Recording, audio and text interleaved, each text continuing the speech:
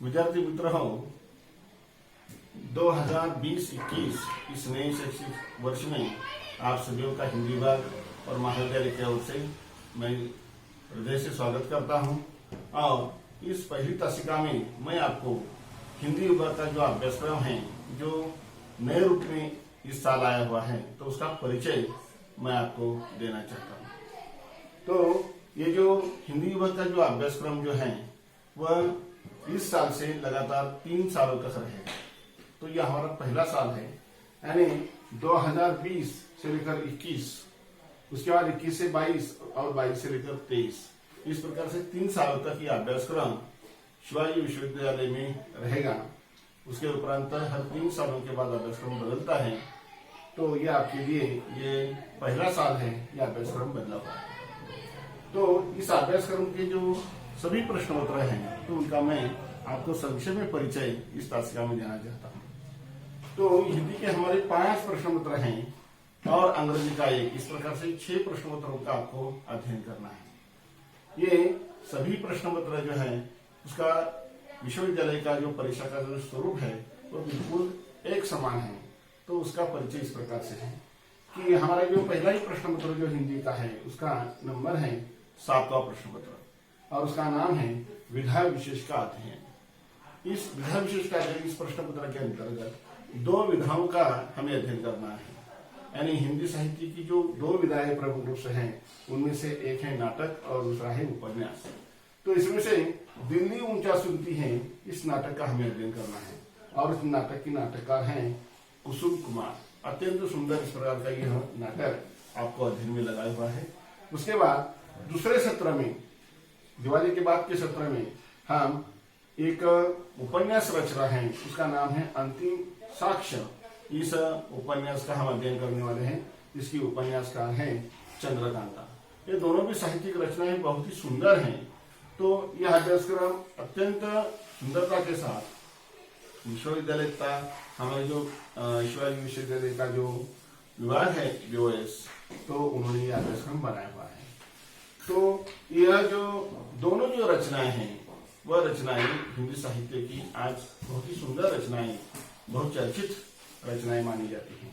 तो इस अभ्यासक्रम के अंतर्गत जो यहाँ प्रथम सत्र के अंतर्गत जो कुसुम कुमार है, तो उनका व्यक्तित्व, कृतित्व इसका अध्ययन होगा, यानी उनका जीवन परिचय और साहित्यिक कार्य इसका अध्ययन होगा।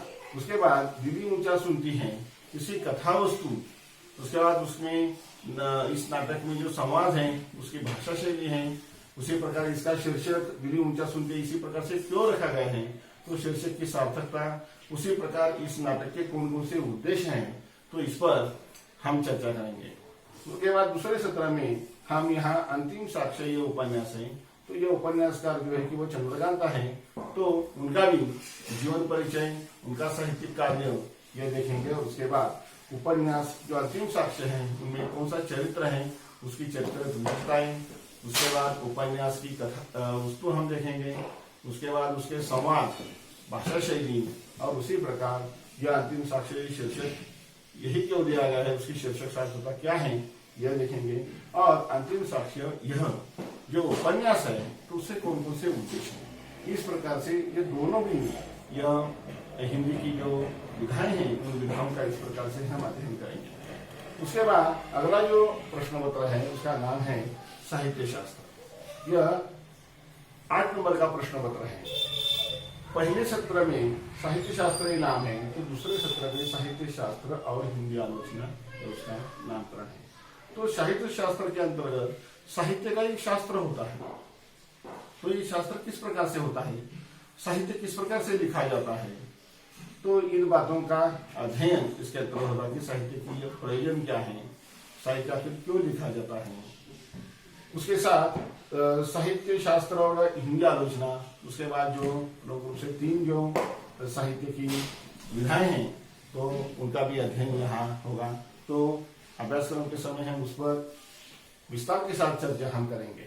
उसके बाद अगला जो प्रश्न पत्र है वह 9वां प्रश्न पत्र है और उसका शीर्षक है हिंदी साहित्य का इतिहास। तो हिंदी साहित्य का भी अपना एक इतिहास है और यह साहित्य का इतिहास 4 भागों में दिया गया है। उसमें पहले सत्र में आदिकाल और भक्ति काल है, तो दूसरे सत्र में ऋतिकाल और आधुनिक काल है। यानी हिंदी का जो प्रारंभ का युग जो है वह आदिकाल है, तो उसके अंतर्गत हिंदी की प्रारंभिक पहली रचनाएं कौन सी आई है, उसमें पहला महाकाव्य कौन सा था, महाकवि कौन से थे, इसके बारे में चर्चा है।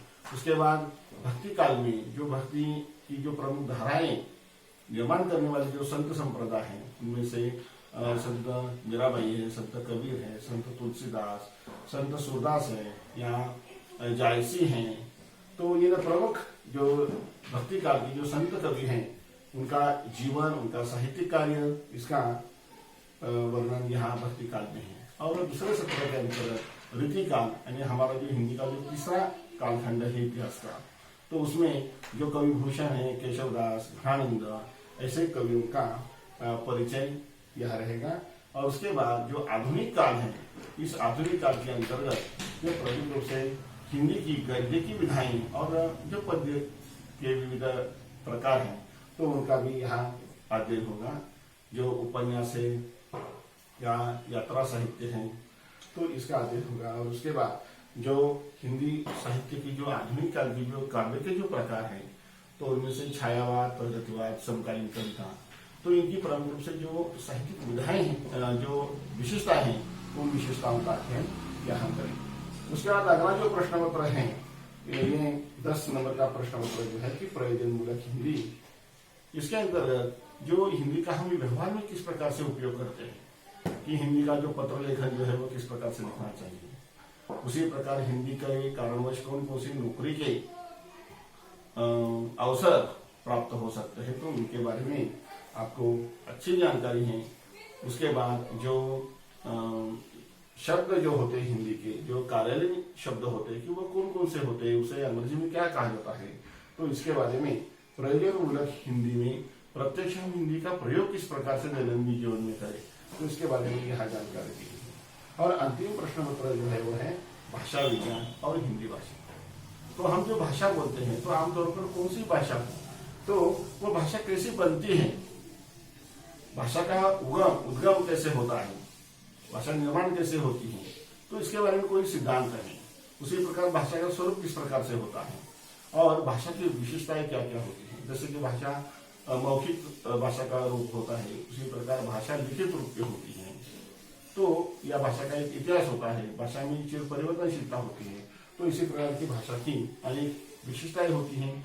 तो भाषा किस प्रकार से बनती है, यानी पहले प्रथम तो बोली होती है, उसके बाद भाषा होती है, उसके बाद आगे जब ये भाषा बढ़ती है तो ये परिनिष्ठित आदर्श भाषा बन जाती है। उसके बाद वो राज्य भाषा होती है, राजभाषा होती है, राष्ट्रभाषा होती है, विश्व भाषा होती है।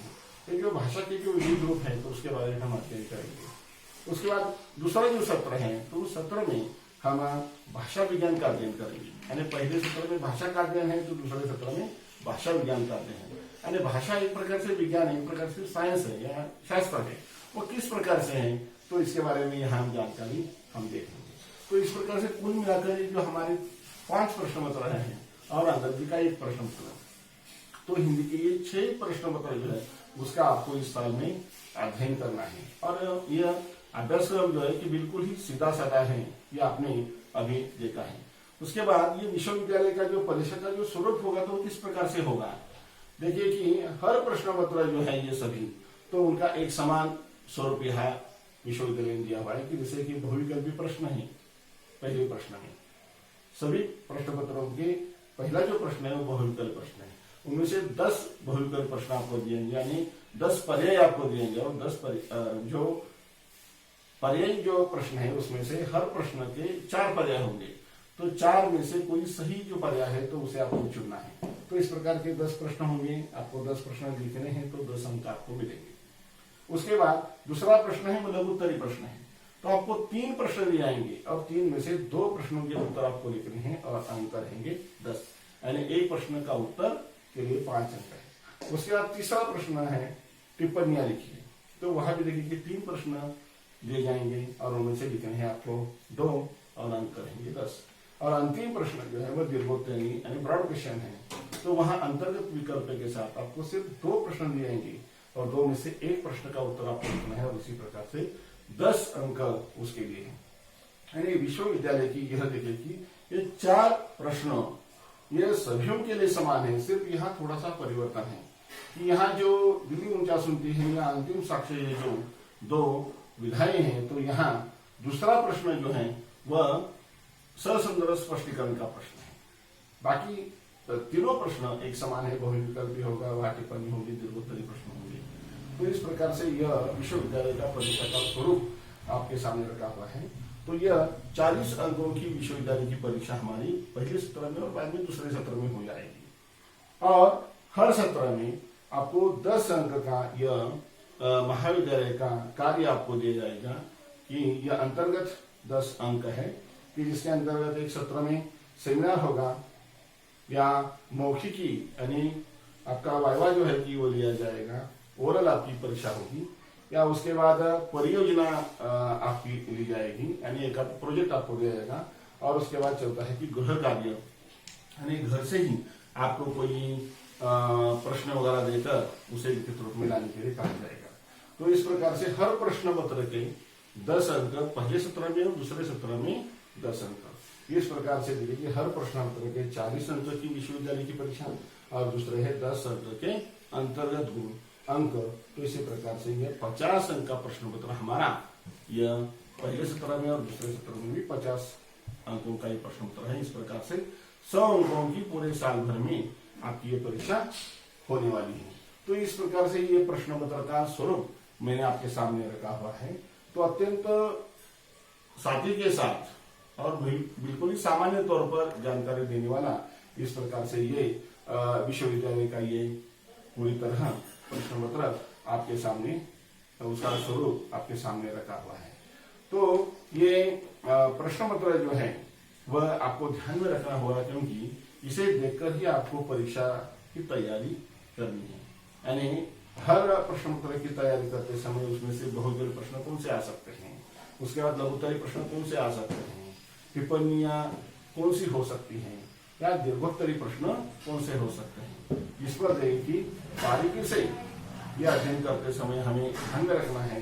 और विश्वविद्यालय की परीक्षा में 40 में से ज्यादा हम अंक किस प्रकार से प्राप्त करें, इस प्रकार का हमें प्रयत्न करना चाहिए। क्योंकि टीवाई यानी BA भाग 2 ये 3 का ये साल जो है कि अत्यंत महत्वपूर्ण है, और इस साल में देखिए आपको ज्यादा से ज्यादा 60-70% अंक आपको किसी प्रकार से मिलने चाहिए।